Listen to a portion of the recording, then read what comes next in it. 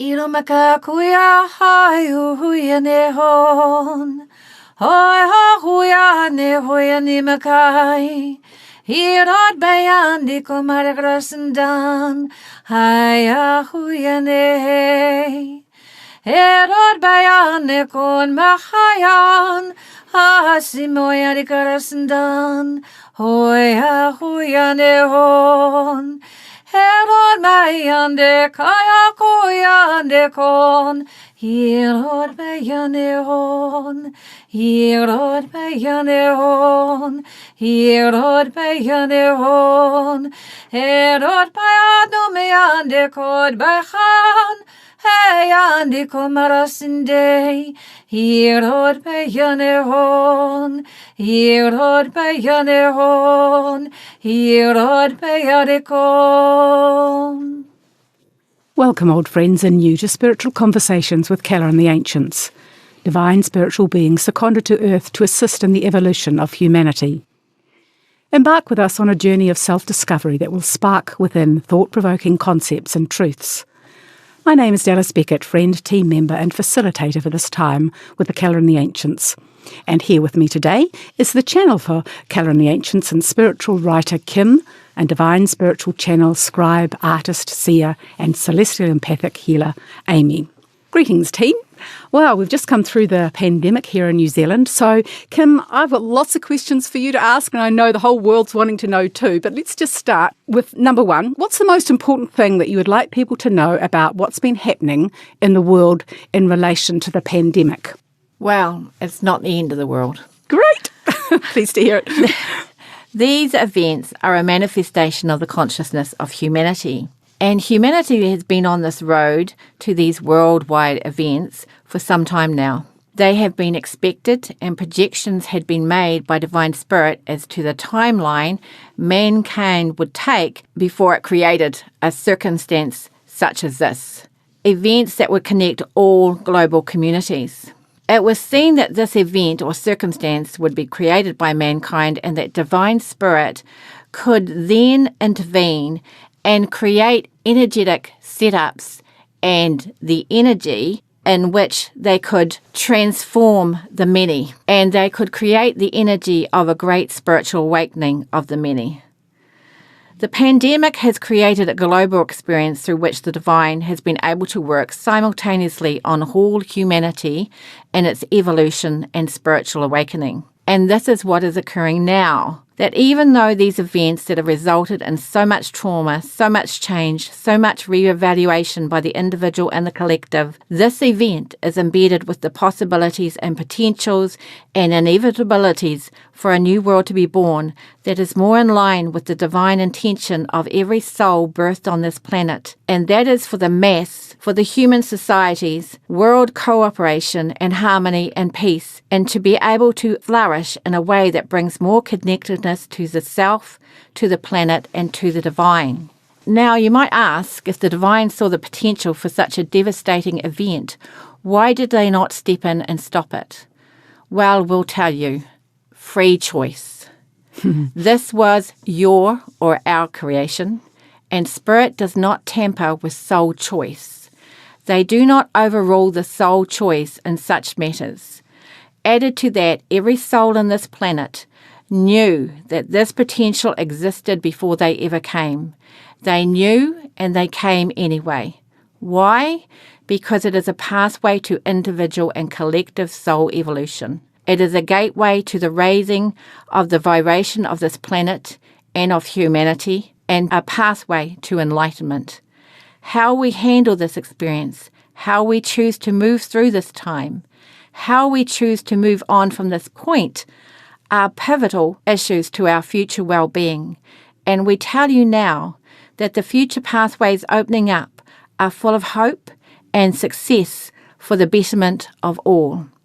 Gosh, there's a huge amount of information in that one. Isn't it amazing that we've just all wanted that soul choice? I find that incredible. On a soul level, Dallas, not necessarily on a personality level. That's so but true. Spirit always says the personality is fleeting, the soul is eternal. Okay. I'd like to talk about, there's that phrase that you hear around the place about the new normal. So how does Divine Spirit see this new normal? There is no new normal. There is only change, soul growth, the enlightenment of the human individual and humanity as a whole. And this is an ongoing journey, and through this journey there will always be change. The only certainty an individual actually has is the eternity of their soul, that they are divinely loved throughout their incarnations, and that as much as there is death, there is rebirth. It is an ongoing cycle. There is no new normal other than that. There are choices to be made, there is soul growth to be had, there is more connection to the individual's inner being of light, and as the number of more spiritually awakened beings grow, and they grow in their connection to the divine and to their divinity within, there is more connection available for all within the mass consciousness to that divine spark, that divine seed, and therefore through that mass consciousness there is more enlightenment. Okay, well, it begs me to ask this question is, how do you move consciously through the crisis and soul lessons, and how do we move through these events actually in a more conscious way? There are many ways to move through crisis situations, and all have merit in relation to soul growth and evolution, and according to soul wisdom. That is, the wisdoms of an individual soul and how it is chosen to learn and what is needed for an individual's soul growth. Even in grief, there is growth. There is the opportunity for more connection to an individual's inner divinity, to the divine within, and an awakening and an acknowledgement that there is a greater plan and that there is more. There is more to know. There is more for the individual to discover about themselves, about life, about the universe, to awaken to the knowledge that they are more, to understand who they are, where they fit into the greater divine plan, and ultimately to uncover the mission their soul came to serve. There is the opening of an awareness to grow, the comfort and the solace to be found within, and the love that flows continually from the divine and all higher vibrational energies of the universe. That love is often revealed through the comfort given by others. There is that shared communion that is open to being strengthened through shared loss and same life experiences of loss. However, nothing is lost forever, and that should be remembered. No soul that departs is lost forever. Indeed, it is a soul's choice when they leave one incarnation for another. It has already been projected, and knowledge of potentials and events to come have already been foreseen and mapped out by the soul before it incarnates. So, it is in this acknowledgement of this eternity of the soul, it is in the acknowledgement and the acceptance of the loss that there can be more growth, that more strength, more compassion, more love for oneself and for humanity as a whole. It is in this that these things can be birthed.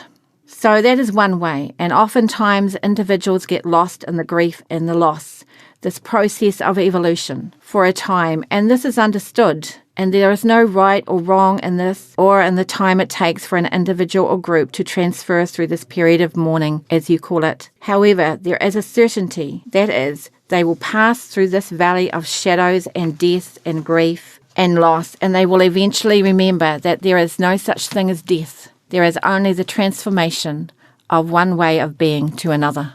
For these individuals that must transition through this valley, they create for others that are not intimately connected with that loss the opportunity to connect, to support and to understand the process through circumstances in their own lives that they have grown through. Now, standing in a space of strength and wholeness, they can reach out in universal love and comfort, and they are able to provide the energy of hope and a pathway through. There are, of course, other types of loss being experienced through this pandemic.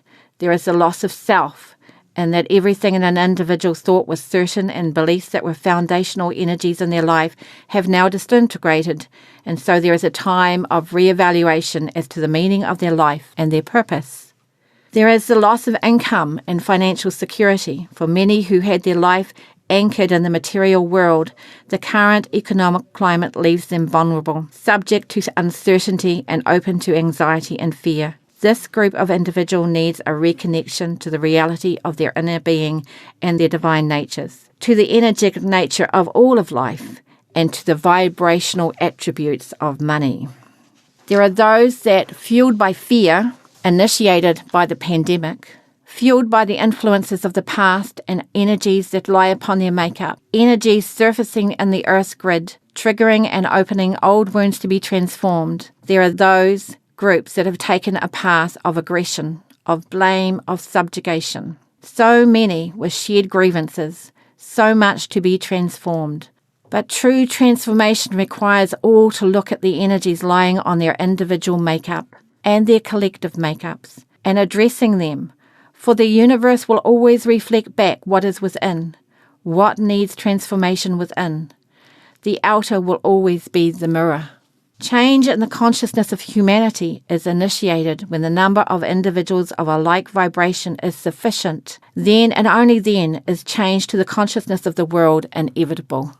Then there is another group that will celebrate the challenges and crisis, and they will see the opportunities presented and they will move through this process relatively quickly. They will use this time to grow in other ways. It is all about perception and the digestion internally of emotions, mental constructs, and physical, sifting through the experiences and understanding what works for them, and then making the changes needed. This group moves through such events through their acceptance, through their understanding that they are empowered to seek the energy of solution. If they are open to the solutions for their lives and this is their focus, then they will find them. This group of individual knows and seeks the more. They understand that they are creative beings and that as creative beings, they can connect to the creative grid of the earth, that they can connect to their inner well of creativity that comes through their inner creative being, their inner truth, and find solutions and empowerment and bring change, not only for themselves and their circumstances, but also to the world as a whole. Each individual that passes through this course adds to the others of like vibration that exist within the consciousness of humanity. And we say again, change in the consciousness of humanity is initiated when the number of individuals of like vibration is sufficient. Change to the consciousness of the world is inevitable. Eventually, all paths lead home. It is just a matter of what route that soul chooses to take as to how long the journey will be. Rightio, well, huge amount there too, Kim. I'd like to ask for those that have struggled with isolation, with being on their own through this crisis, and for those who have had confronting things come up for them and have reached out to connect with others, how do you see this in the way we connect with each other? Intention. People's motivation and intention creates the interaction and the type of interaction that they have with others. It is a vibrational connection. So the one who seeks help will eventually, if not immediately, find a connection with the one who seeks to help. It is also dependent on the energetic downloads that are coming through the divine and Mother Gaia, for every human being is connected to the grid of the earth and through that grid to Mother Gaia.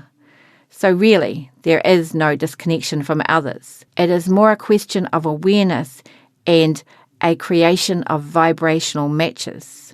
The shared experiences initiated through this pandemic created many vibrational matches that were not previously obvious. These matches met the needs of the individuals and groups and helped them fulfill their karma and soul lessons that promote spiritual growth, so all could grow through this time. So the one who reaches for help, and it is given, how they receive that help is still dependent on their perception and their beliefs and their mental and emotional constructs.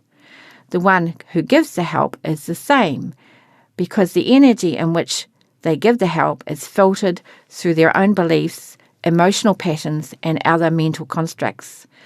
So their intention and these other aspects determine the nature of the connection, and then their soul lineage lines will determine the duration and intimacy of the connection. However, while the connection is in play, both parties are receiving what they need in order to grow, to open their hearts, and to expand their consciousness. It is if one is of pure intent. When they are confronted with elements and circumstances that are uncomfortable to them, pathways will open for them. They only have to ask. Even if it is a step-by-step, day-by-day process, they will increasingly move forward onto the path that has been created for them through the divine and through the intention and the wisdom of their soul. All circumstances and how they are perceived and received are a reflection of elements within an individual's makeup. Sometimes these elements are not obvious, and there is no conscious awareness of their true origin because they are reflections of energies that have been carried by the soul makeup, and so are not necessarily of an individual's current incarnation. However, everyone is the sum of all their lifetimes. And so these energies must still be worked through and transformed and healed in order for a being to lift into higher vibrations and move forward more swiftly into a more prosperous reality. These energies from the past surface in the higher vibrations of the new earth. They influence and impact on an individual's mental, emotional, and physical being and pathways, often creating the experiences an individual has in order to grow and to evolve. Okay, lastly today, the question I would like to put to you, Kim, is how can we make a difference in the world? How does just one person make a difference in their everyday life? We'll finish on something uplifting, hopefully. Well, it's a misconception anyway that you're only one person. True. It is an illusion to believe that you stand as one individual. Yes, you are one soul, but you come with a large spiritual entourage that spans lifetimes. This entourage includes the angelics, or members of the angelics. It includes members from your own soul lineages and quite a number of other groups. It also has a kind of visitor space, if you like to call it that allows for the drop-in or the presence of ancestral members, maybe family members who have passed in this incarnation that you have known. Or there could be others from further down the genealogical lines that you have a resonance with that might be part of that entourage. You also have many guides. In fact, you have more than one layer of guides. So how can you say you are one individual? You also receive energetic downloads from your soul lineage lines, and these help you on an energetic level to navigate your life. And in fact, they are greatly influencing how you perceive your life and the world around you. So if all these connections are strong, active, and healthy, you have numerous beings surrounding you, helping you, and guiding you through life. So how do you all impact on the world in a positive way?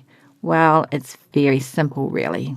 You are connected to those around you, and all those around you are just like you, energetic beings. There is a transference on an energetic level that goes on when you connect with another. If you are in a strong position, or you are peaceful and are filled with joy, love, and gratitude, if you maintain these positive thoughts and emotions, if you are in alignment with the truth of your being and with the goals that you have set yourself to help you flourish and prosper, then there is a transference of these vibrations, or a positive overflow, if you like that thought better, of these vibrations, and they will influence those connections you have. Even if the other person that you connect with is not actually on the same wavelength as you, or on the same path as you, and they are not in a mental or emotional space in which they receive your presence positively and respond to those higher vibrations in a positive way that align within your makeup, they are still going to be influenced by the vibrations within your makeup. You are also connected to the grid of the earth, and whenever you move successfully through a challenge, whenever you celebrate a success, that information of the pathway that you have created through your challenges is fed into the grid of the earth. It is then available to create a pathway for others taking the same path as you. And these others can be on the other side of the earth. They do not need to be in the same physical space as you. They do not even need to be in the same country as you. Your success and your failures are measured and weighed and help others to choose a path. You are also connected to the mass conscious of the world, which we've already spoken about. And so if you maintain and hold the higher vibratory thoughts and emotions, these contribute and add to the higher vibrations of the growing numbers of other like-minded and motivated individuals and more enlightened individuals that are also connected to the mass consciousness, where there is sufficient collective energy, again, produced from the consciousness of you and other individuals of similar vibration, then you will see change, positive change in the many, an alignment to higher vibrations and a shift to a new conscious awareness will happen on a mass scale. So, an individual indeed. Thoughts and emotions are energy. So your thoughts, your feelings, and how you navigate your life is very important and is of great significance to the world and to the evolution of the whole. Thought-provoking as always, Kim. You've been listening to Spiritual Conversations with Callah and the Ancients. Join us in 2 weeks for the part 2. And don't forget, this and previous episodes of Spiritual Conversations with Callah and the Ancients are available as a podcast from freshfm.net, iTunes and the Access Internet Radio. And if you like what you hear, please share and subscribe.